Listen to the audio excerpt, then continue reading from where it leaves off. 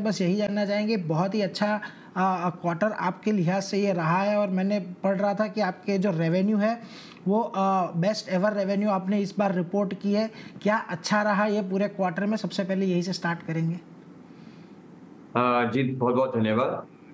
हमारे एक्चुअली जो पिछले 1.5-2 साल से हम अच्छा ऑर्डर इनफ्लो देख पा रहे हैं और हमने सिक्योर किया है कंपनी में, उसके बदौलत ही हम लोग अभी जो इस तरह का अच्छा एग्जीक्यूशन देख पा रहे हैं और टॉप लाइन जो ग्रोथ हो रही है वो उसी की वजह से हो रही है। पहले हमारा ऑर्डर इनफ्लो साल में करीब 1500 से 2000 करोड़ रहता था, जो कि अभी पिछले 1.5 साल से हम लोगों ने देखा कि ये 4000 करोड़ के लेवल पे इनफ्लो आने लग गया है।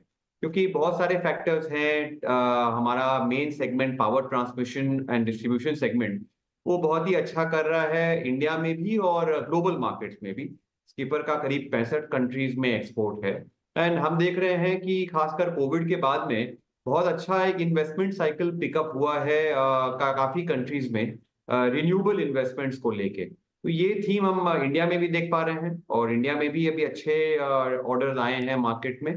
तो इसको लेके कंपनी भी अच्छे ऑर्डर्स एंजॉय कर रही है। हम लोग एक साइजेबल प्लेयर है और हमारा दूसरा सेगमेंट जो टेलीकॉम सेगमेंट है वो भी अभी thanks to 4G and 5G expansion उसमें भी अच्छा बिजनेस कंपनी सिक्योर कर पा रही है। तो इन दोनों की वजह से, इन दोनों सेक्टर्स की वजह से ही हम फिलहाल जो ये अच्छा रेवेन्यू परफॉर्मेंस आ रहा है ये कंपनी एंजॉय कर रही है और आगे भी एक्सपेक्टेशन है कि हम इसी तरह का ग्रोथ करते रहें।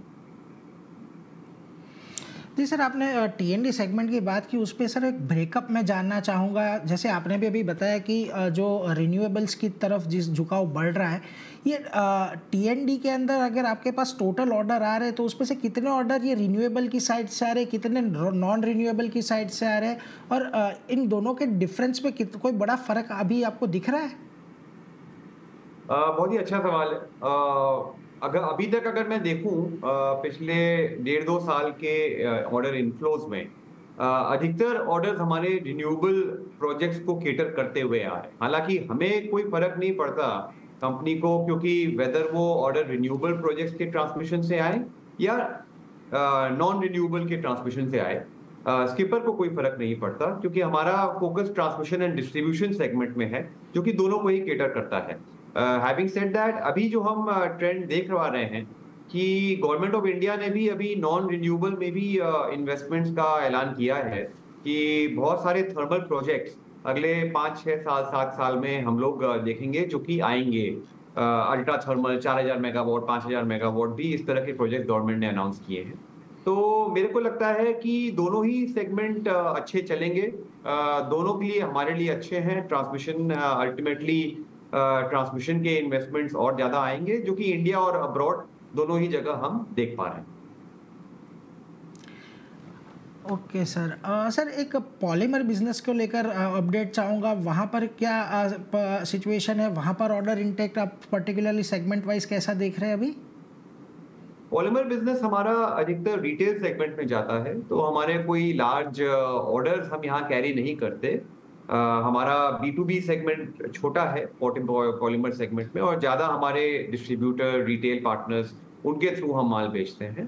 ग्रोथ अच्छी है। बहुत सारे गवर्नमेंट के भी प्रोजेक्ट्स आ रहे हैं। इसके अंदर में जल जीवन मिशन एक अच्छा प्रोजेक्ट रहा है जो हर घर जल की योजना गवर्नमेंट ने लॉन्च की है, तो उसे लेके और प्लस रूरल कंजम्पशन भी जो है इसे हम देख रहे हैं कि overall it is leading to growth in polymer segment. हमने पिछले इस साल जो है करीब अराउंड 35 से 40% वॉल्यूम ग्रो की उम्मीद हम रख रहे हैं।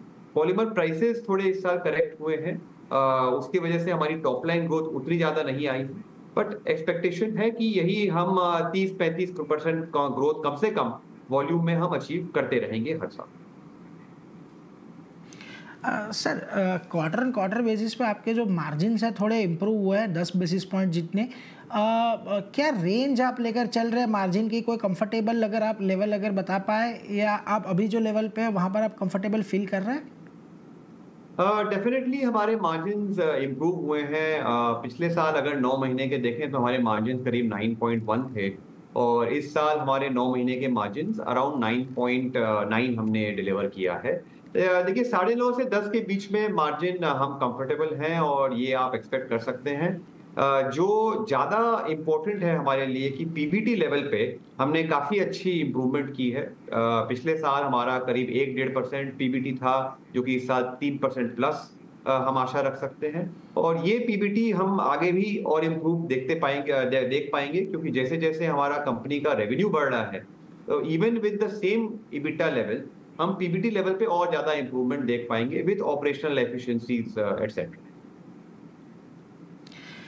सर इंफ्रास्ट्रक्चर में अब एक रेलवे इलेक्ट्रिफिकेशन के ऊपर आपका एक सेगमेंट है, वहाँ पर अभी क्या सिचुएशन है? अभी सिर्फ इंडिया के अंदर इसके अंदर ज़्यादा काम कर रहे हैं कि इंडिया के बाहर भी ज़्यादा प्रोजेक्ट कुछ है रेलवे इलेक्ट्रिफिकेशन में? रेलवे का काम हम सिर्फ इंडिया में ही करते हैं। हमारे आउटसाइड इंडिया कोई ज़्यादा रेलवे के प्रोजेक्ट्स नहीं हो रहे। हालाँकि पिछले 1.5-2 साल में as a percentage of sales railway का पोर्शन कम हो गया है क्योंकि ट्रांसमिशन और टेलीकॉम में जिस तरह की ग्रोथ हमने देखी है, तो उसकी वजह से ओवरऑल रेलवे का परसेंटेज अभी फिलहाल कम हो गया है।